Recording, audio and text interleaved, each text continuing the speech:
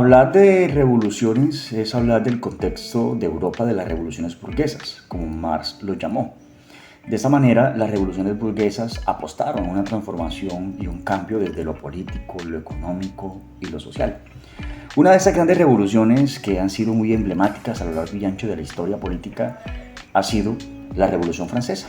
Esta Revolución Francesa, que tiene su epicentro histórico en el siglo XVIII, más exactamente en 1789, tiene como razón de ser el abuso de poder a través de una monarquía, en donde Luis XVI se toma el poder desde todas las esferas y coartando de cierta manera la democracia, no dándole derechos fundamentales a los ciudadanos, aumentando los impuestos y al mismo tiempo apoyando una guerra que no era propia, que era la guerra de independencia norteamericana.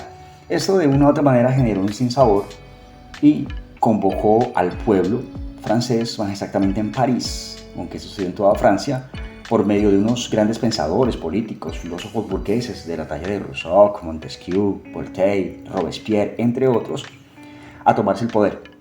Y fue así de esta forma como se conquista a un Estado moderno. Los derechos fundamentales se empiezan a trabajar a partir de esta fecha. En el marco del derecho podemos hablar de la Declaración de los Derechos del Hombre y el Ciudadano, que fue un epicentro que generó el embellecimiento de lo que fue la política y el derecho desde un punto de vista pragmático. Asimismo, esta Revolución Francesa del siglo XVIII generó unos aportes al Estado de Derecho moderno. En este caso podemos señalar 4. Robusteció la democracia, que estaba muerta y fallida. 2. Dio una separación de los poderes propuesta por Montesquieu, aunque cabe resaltar que eso ya John Locke lo había propuesto desde antes. 3. Se fortalecen los derechos fundamentales y se da una grieta para empezar a hablar luego, siglos después, de derechos humanos. 4. Último y no menos importante, surge un derecho que es el derecho continental, y este derecho es un derecho basado en ley y que le da piso también para la segunda constitución a nivel mundial. Por otro lado, y hablando de las monarquías, que aún por hoy, siglo XXI, existen vestigios políticos y sociales de este tipo de organización, les hablaré de la monarquía española, que es una monarquía que proviene de una familia real de Borbones y que al mismo tiempo, históricamente, esta monarquía española perteneció en sus inicios al Imperio Romano, cuando los visigodos, que fueron los que atacaron al Imperio Romano, se toman el poder en Roma y estos de una u otra manera establecen una monarquía. A partir de allí, de esos visigodos invadiendo el Imperio Romano, es que se empieza a hablar históricamente de la monarquía española. Actualmente esta monarquía tiene, bajo un papel constitucional, tienen un rol de jefe de estados. Estas monarquías hoy por hoy persisten, porque es una pregunta que nos hacemos, ¿por qué han perdurado y otras no? Uno, porque han dado la cesión al absolutismo monárquico, es decir, dejaron de ser monarquías y le apostaron a una forma de gobierno un poco más abierto, un poco más inclusivo. Y 2, porque le apostaron a un cambio constitucional y por ende a unas estructuras de unas formas de poder enmarcada en la democracia. Han sido los 2 factores por los cuales estas todavía perduran en el tiempo y en el espacio. Muchas gracias.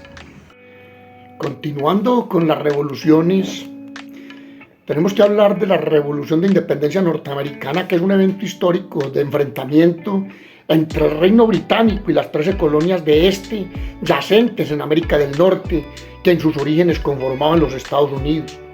Dicha revolución fue gestada por hombres influyentes como George Washington, Thomas Jefferson, Benjamin Franklin y John Adams, quienes hacían manifiestos los principios del liberalismo económico y la soberanía popular. Para ellos, el gobierno debía estar al servicio de la gente y no al contrario. Su inconformismo se basaba en la imposición de algunos impuestos sin que ellos tuvieran presencia en el Parlamento británico. En similar sentido, las restricciones a sus libertades individuales y económicas. lo que marcó un importante cambio en la concepción del poder político. Esto condujo a que se gestaran grandes cambios en la estructura política y social de las 13 colonias. Entre ellas se estableció un nuevo sistema de gobierno basado en una constitución escrita, la Declaración de Independencia de 1776, que establecía los derechos y deberes de los ciudadanos y limitaba el poder del gobierno. Asimismo se crearon nuevas instituciones democráticas como el Congreso Continental y las legislaturas estatales, que permitieron la participación de los ciudadanos en la toma de decisiones políticas. La Revolución Norteamericana de Independencia tuvo un importante impacto en la construcción del Estado de Derecho moderno y la democracia liberal. La Declaración de Independencia sentó las bases de los derechos individuales y la igualdad ante la ley, mientras que la Constitución de 1787 estableció un sistema de gobierno basado en la separación de poderes y el respeto a las libertades civiles.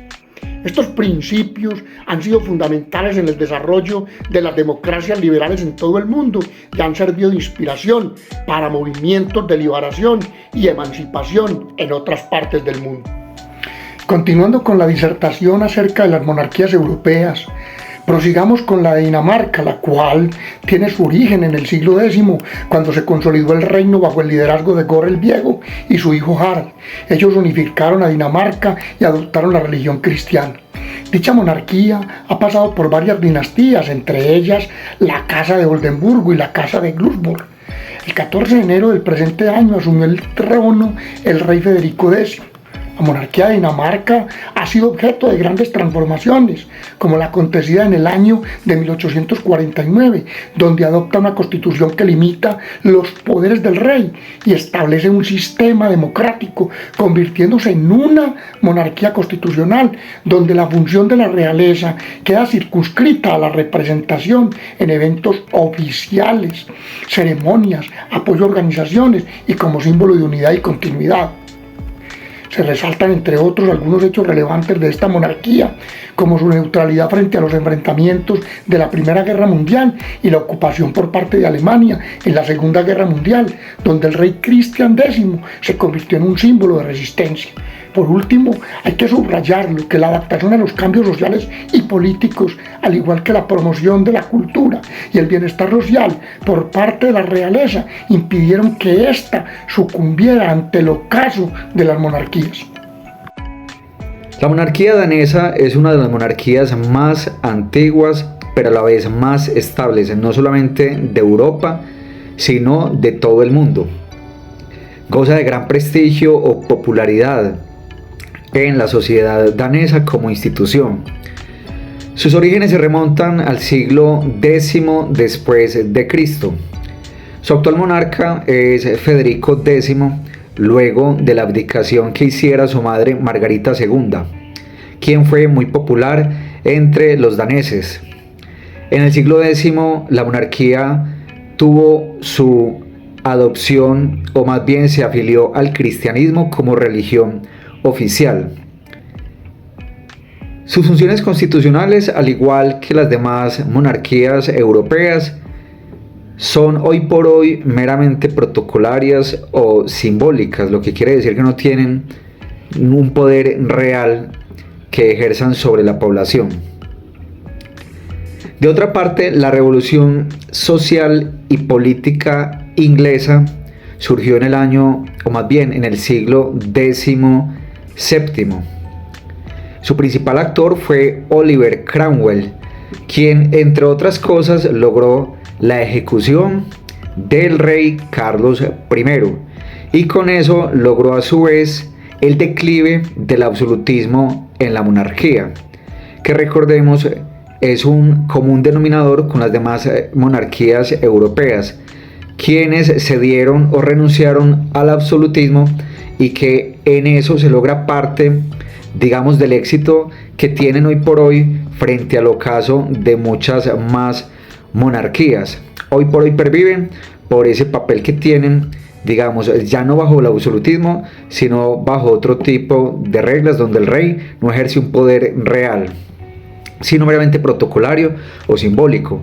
Entre los hechos más relevantes está la promoción de la monarquía parlamentaria está la Revolución Gloriosa y por supuesto está, digamos, la promoción de las ideas liberales, entre ellas las libertades políticas, la promoción de los derechos colectivos y el equilibrio de poderes.